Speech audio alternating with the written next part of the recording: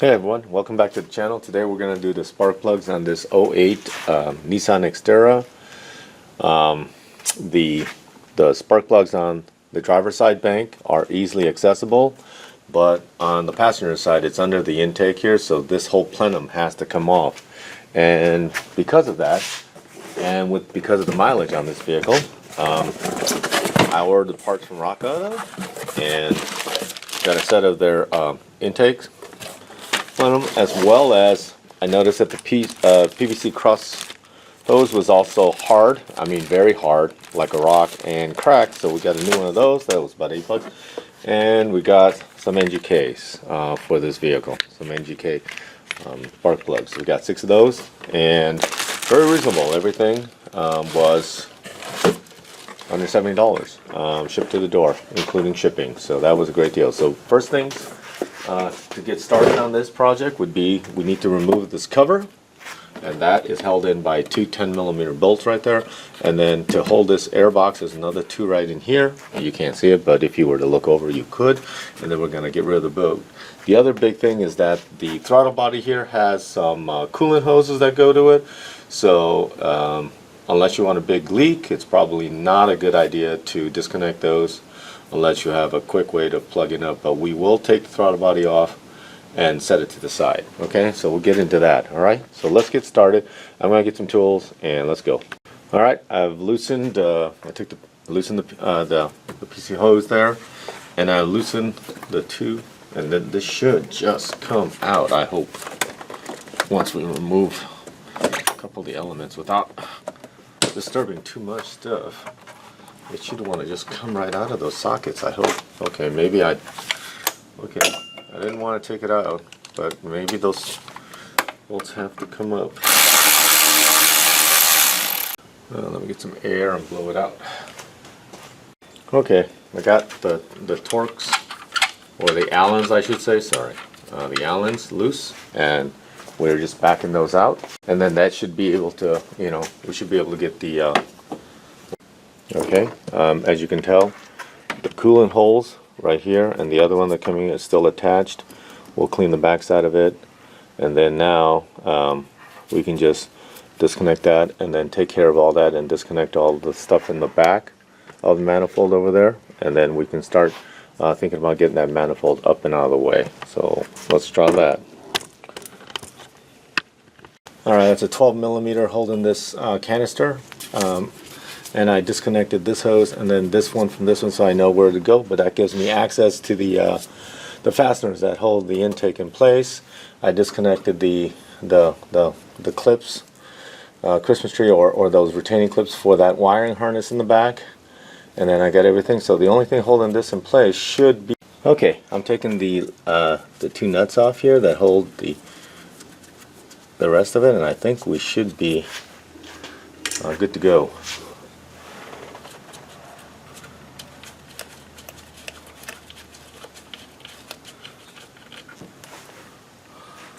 There we go, and then this manifold. Alright, right below here was another bracket, a 12mm, and I'm thinking, well, it still seems very secure. Gotta look around. Oh, there's another one. Oh, there's 2. There's one on the back side here as well. There's 2 on that side of the manifold. Okay, I think we're ready now. Let's see if we can remove the manifold to one side.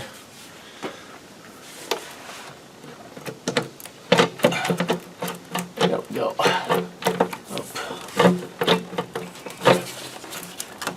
I'm stuck on that. I'm stuck on this hose right here. There we go. Push it down. Okay, guys, that last piece over there. Now I think we can move it out of the way. There we go. Of that. Okay, and the last thing would be is the vacuum booster hose in the back here. So all right, and then we put a piece of cardboard over the intake so it stays clean. And then let's double check on those gaskets to make sure they're okay. So the last thing we want to do is take stuff apart and it doesn't fit. Yeah, so I think that's okay. I think that will be right. And it looks like that's alright. I took all of the coils out. This one was stuck, this one was bent. You can definitely tell that they're not the factory ones, so somebody's been in here before. I took the first spark plug out, and it's corroded, and the gap, well, that gap is massive. Okay, so that's no good. And then we'll keep on taking these out and seeing what happens.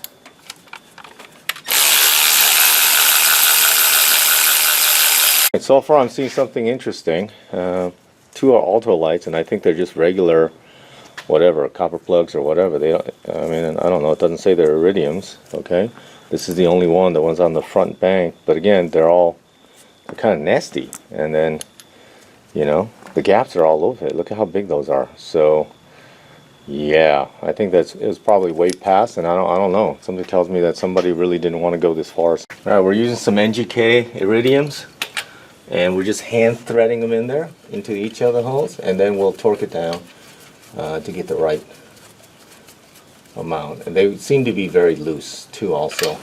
So let's go. Okay, a little dielectric right on the tip there, and then we're putting these back in where they came out. Push, and there we go. Right there, goes right in. This one I straightened up the piece a little bit because it was all just mangled. I don't know. Somebody put it in pretty hard here, and so hopefully. All right, coils are back in. They seem to be sitting nice. We're gonna tighten down the 10 mils here without going cuckoo crazy.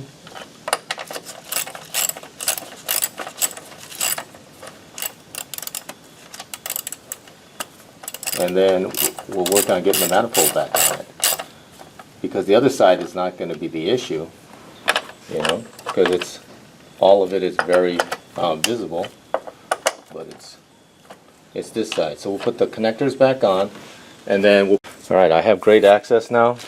You can see the repair. Use a little electrical tape on that, but take a look. Same part, but pliable, hard as a rock. That's like plastic, so and had some cracks in the end. So temporary fix. Now we can move on to putting. All right, let's get the gaskets. The new. So here's the part number for this. Okay, like I said, there you go. Let's clean up the surface underneath the mating surface, and then we'll get it into place. The mating surface looks good. I just cleaned it up with a little bit of brake cleaner and a rag. So let's get this manifold in place and hope for the best. That's going to be a trick, okay? And not losing the gasket is probably the biggest trick. So let's see if we can get it in here without messing it up too much. And not losing anything. Don't lose anything, big guy. We're going to be using a 1/4 inch speed wrench to and I believe it's an 8 mil. No, it's a 10 mil. Oopsie. Okay. And a 10 mil 1/4 inch drive to tighten those down. So we torque down the intake. Something low, like 8 foot-pounds. So I used an inch, multiplied, got something around 80, 90 inch-pounds. So now I'm tightening up the brackets here, because you don't want to tighten this up and then not get the right torque in there. All right. Put the new gasket here. Clean the throttle body. You can tell I used a lot of that, and then it's about as clean as it's going to get. Okay, so and then we can put the bolts back on, and we can get it all reattached. Okay, and once you do the other side, that's pretty much it for this. Because remember, this side was the harder side because of the you know, the removing of the upper plenum. But after that, really, that's it. So took care of the other side, put the cover back on, and really, that's about it. We'll put the connector back on the throttle body. No muss, no fuss, and we should be good to go. And we'll give you a test run when we're all done. Okay. All right, everything is back together. All we have to do is put on this this cover and put the 2 screws in place, the retaining bolts here. Once this pops into place, and then I'll do another walkthrough and make sure that I got everything and I haven't forgotten anything, and then we'll give it a start and see what happens. Okay. Okay, sounds great, runs great. Alright guys, thank you for subscribing, thanks for watching another video, and have a great day.